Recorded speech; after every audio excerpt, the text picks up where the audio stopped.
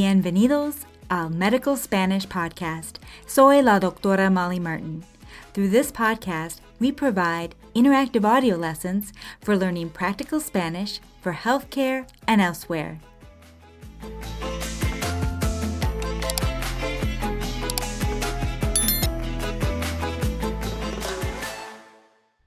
The level of this lesson is upper intermediate, and timestamps are provided in your show notes.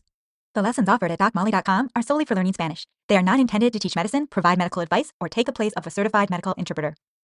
Esta es la lección 4 de la historia de Ingrid. On my last trip to Guatemala, I sat down with Luis Gonzalez, one of the directors at the Cultural Spanish School in San Pedro La Laguna, who shared the story of his late wife Ingrid, diagnosed with leukemia in 2018. Over this series, we'll follow her story from the very first symptoms through diagnosis, treatment, and her passing, learning the Spanish to talk about all of it along the way. Now, per listener request, this lesson will be mostly in Spanish. En la lección anterior, acompañamos a Luis y a Ingrid desde el Hospital Nacional de la Ciudad de Guatemala, donde Ingrid pidió el alta voluntaria, asustada por la gravedad de los pacientes que la rodeaban, hasta Quetzaltenango, o sea, Xela, donde un hematólogo confirmó el diagnóstico: leucemia mieloide aguda. Ante dos opciones de vida o muerte, Luis tomó la decisión de dejar a Ingrid internada en el hospital, y es exactamente allí donde retomamos hoy. En esta lección, acompañamos a Luis González mientras describe el internamiento prolongado de Ingrid, su papel como mensajero entre el hospital y los laboratorios externos, las transfusiones, el inicio de quimioterapia ambulatoria y el shock emocional que Ingrid sintió al presentar el efecto secundario más temido de la quimioterapia, la caída del cabello. También reflexionamos sobre el papel fundamental de la familia como cuidadora activa en los sistemas de salud. Comenzamos en Quetzaltenango, también conocido como Xela. Y desde allí yo me quedé con ella casi por 5 días, sin casi dormir, sin casi comer, porque sí, era ir y venir, ¿no? Y allá es necesario como estar con el paciente porque siempre te mandan a hacer exámenes, porque el hospital no tiene el equipo necesario para todos los exámenes. Entonces siempre te mandaban a los laboratorios, debes ir a sacar este examen, tienes que ir a recoger el resultado y cosas así. Entonces, desde ese día, ella quedó internada casi por mes y medio. ¿Y tenías que llevarla a diferentes departamentos para hacer estos exámenes? No, lo que hacían los médicos allá, o lo que hacen, es que, por ejemplo, ella fue internada y ella fue ingresada al área de emergencias. Entonces, ella estaba como más tranquila, porque ella dijo, oh, mira, la gente está caminando, la gente está bien, ¿sí? Y yo estoy igual que ellos, ¿no? Si en realidad estoy enferma. Entonces estaba más tranquila y eso me tranquilizó bastante también. Y en ese momento ella le empezó a dificultar caminar. Entonces era muy difícil para ella caminaba muy despacio. Y lo que hacían, a ella le asignaron una camilla, una cama para quedarse. Entonces lo que hacían los médicos era sacarle la sangre, Okay. sí, mandarme la sangre a mí Okay. para yo ir al laboratorio, ¿sí? Entiendo. Para que ellos hagan su trabajo, ¿no? Entonces, yo traía los resultados de vuelta para presentárselos al médico. Okay. Entonces, era eso casi todos los días, porque siempre había que sacar sangre, pero la mayoría lo hacían ellos, Okay. ahí en el hospital. ¿Y Entonces, tenías que ir a otra parte de la ciudad? No estaba en el mismo edificio. no, Okay. era afuera, a veces cerca, a veces te mandaban muy lejos y entonces esa era la responsabilidad, a veces en la noche, a medianoche, en la madrugada. y los laboratorios ahí están, porque es de todos los días, Ajá, entonces los laboratorios estaban abiertos 20. 24/7. Y ella empezó en el área de emergencias, luego, como una semana después, fue movida a un área donde ella iba a quedarse por mucho tiempo. Entonces se quedaba ahí con la gente que estaba internada por más de 5 días en el hospital. Entonces le asignaron una cama, un espacio y sí, yo me quedaba con ella. Y en ese mes y medio que ella se quedó, mi hija se quedó conmigo, más o menos, porque yo estaba más allá que aquí. Entonces, en ese mes y medio nos turnamos un poco con sus padres, con una hermana mía que nos apoyó mucho en ese proceso también. Y éramos como 3 personas. Pero la mayor parte del tiempo yo la pasaba con ella, porque ella prefería estar conmigo por cuestiones de intimidad, porque allá necesitas ayudar al paciente con situaciones muy íntimas. Ujú. Entonces, ella siempre prefería estar conmigo y yo pasaba 3, 4, 5 días con ella sin dormir, luego regresaba a casa para que alguien fuera 1 o 2 días Mm, para ayudarla. Luego regresaba yo por más días y era la rutina. Entonces, ah, siempre estábamos hablando con ella, ¿cómo estás? ¿Cómo va? Luego, como 3 semanas después de que ella fuera internada, comenzó a recibir quimioterapias. Entonces, 3 semanas después. sí, como 3, 4 semanas después empezó a recibir ¿Y durante quimioterapias. las primeras 3 semanas recibió algún tipo de Sí, tratamiento? ella recibía medicamento, en realidad no sé qué era como para controlar la sangre, ella recibía sangre también, Transfusiones sí, de sangre, transfusión, de plaquetas. eh, de plaquetas cuando se le bajaban, sí, todo eso, ¿Y no y sufrió ninguna complicación grave durante esas tres en semanas? realidad no, Como sangrado. no, ¿Y no notaste moratones ni nada de eso? sí, y esto era lo interesante, porque yo siempre le dije que tú vas a recuperarte. Esa era la cuestión que siempre le decía, tú vas a recuperarte, porque a veces llegaba gente con esa situación. Mira a esta persona, tiene moretones, tiene a veces en la cara, en el cuello, en todas partes, pero tú no tienes nada. Entonces, lo tuyo es un tipo menos grave, ¿no? Ujú, Y siempre le decía, no veas en internet nada porque puedes asustarte, puedes recibir información equivocada. ujú, En internet hay de todo, información errónea y ujú. entonces, Buen consejo. pero siempre era la esperanza de que tú no tienes moretones, no tienes sangrado, tus encías están bien, todo estaba bien, aparentemente, ¿no? Entonces, el tipo de ella era mieloide aguda. Ujú, Y yo siempre le hacía la comparación, mira, la mieloide crónica es, es más grave, pero tú no tienes este tipo. Entonces, era como para apoyarla emocionalmente, ¿no? ujú. Y Repasamos el vocabulario con algunas notas gramaticales y clínicas.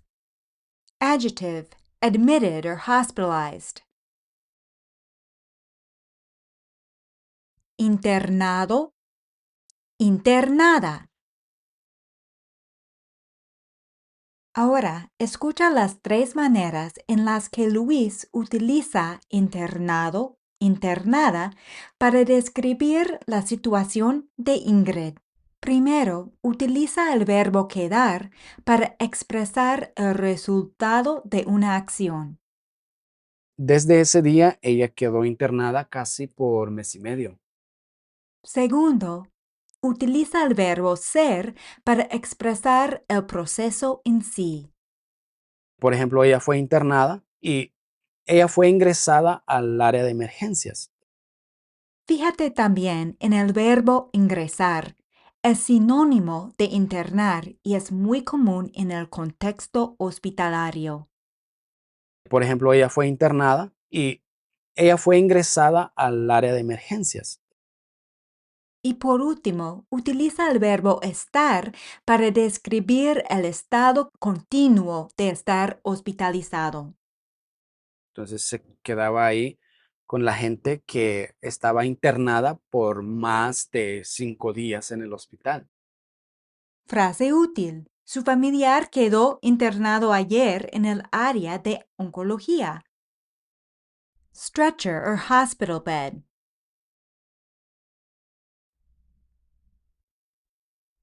La camilla. O simplemente la cama. A ella le asignaron una camilla, una cama para quedarse. Entonces, Camilla se refiere generalmente a una cama con ruedas, mientras que cama es el término más genérico. En el contexto hospitalario, ambas palabras se usan. a ella le asignaron una camilla, una cama para quedarse. Entonces, Lab or laboratory. El laboratorio. Equipment. El equipo. Blood tests. Los exámenes de sangre. Results. Los resultados. el hospital no tiene el equipo necesario para todos los exámenes. Entonces, siempre te mandaban a los laboratorios, debes ir a sacar este examen, tienes que ir a recoger el resultado y cosas así. En los hospitales públicos de Guatemala, los familiares frecuentemente actúan como mensajeros entre el hospital y los laboratorios externos, transportando muestras y recogiendo resultados para entregárselos al médico. Reconocer y valorar este rol es esencial para trabajar bien con las familias cuidadoras. En cuanto al término laboratorio, recuerdo que una vez lo usé para referirme a los exámenes de sangre y un intérprete me corrigió diciendo que laboratorio solo se usa para el departamento o el edificio donde se realizan los exámenes. Sin embargo, durante mi último viaje a Guatemala, me fijé en que Lupita siempre usaba laboratorio para referirse a los resultados o los exámenes en sí.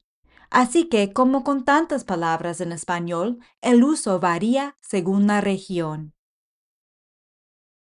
Escucha como Luis dice matters of privacy. La mayor parte del tiempo yo la pasaba con ella porque ella prefería estar conmigo por cuestiones de intimidad, porque allá necesitas ayudar al paciente con situaciones muy íntimas. Cuestiones de intimidad. ¿Cómo dirías? It's a matter of privacy.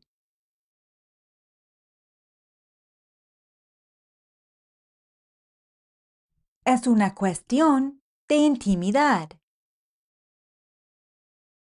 Blood transfusion. La transfusión de sangre. Platelet transfusion.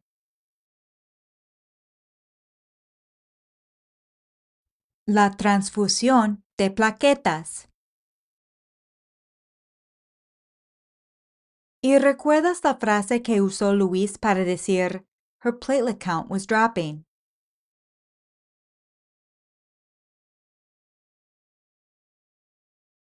Se le bajaban las plaquetas. Ella recibía sangre también, Transfusiones sí, de sangre, transfusión de eh, plaquetas.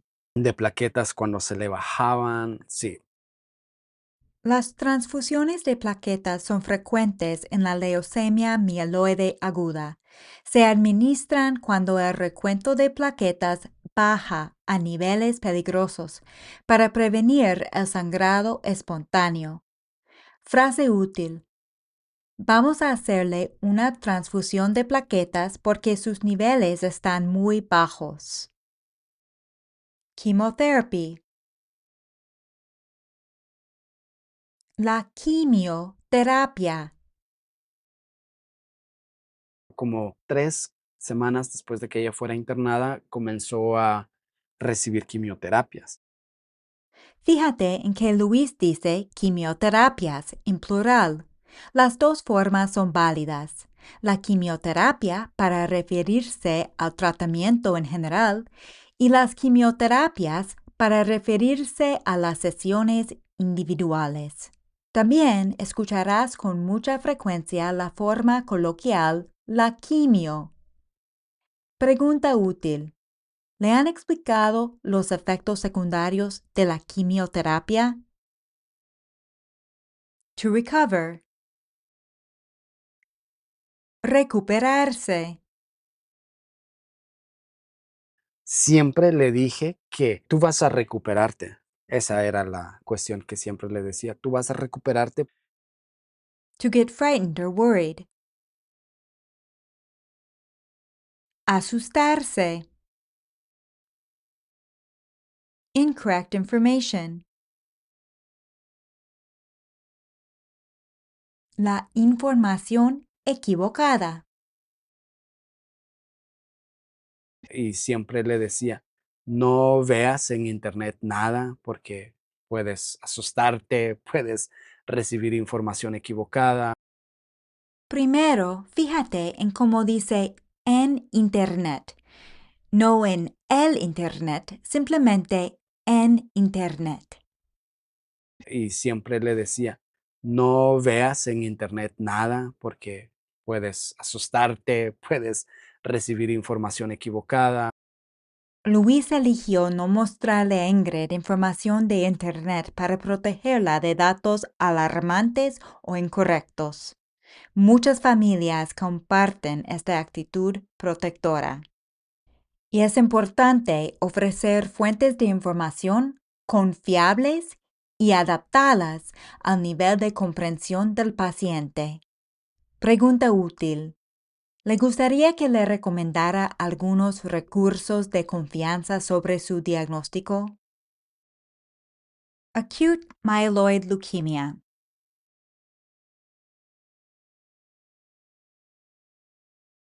La leucemia mieloide aguda.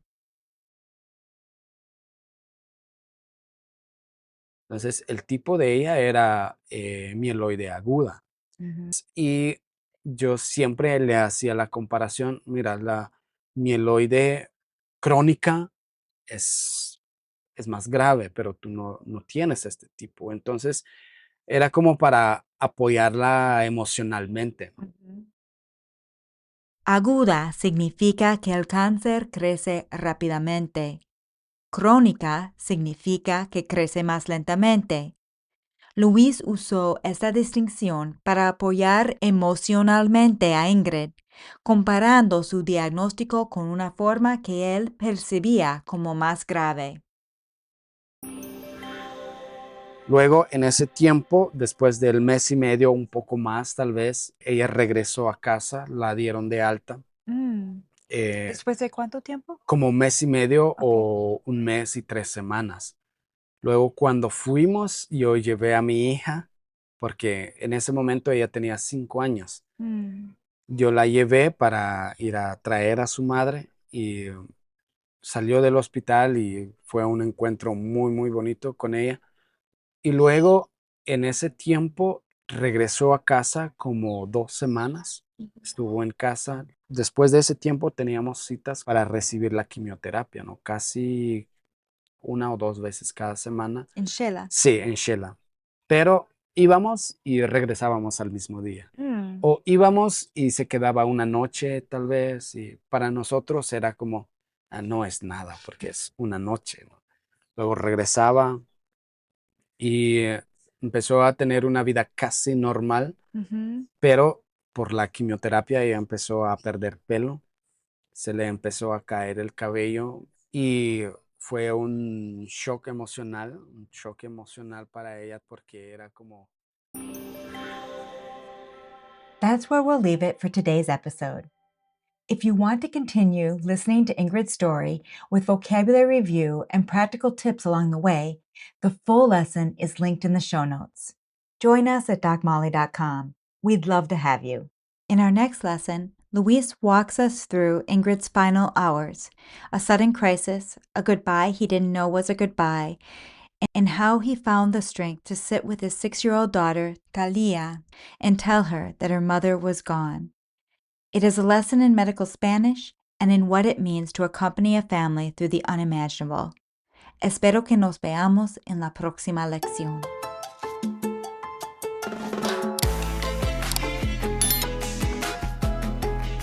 This is a production of DocMolly.com, where we learn practical Spanish for healthcare and elsewhere.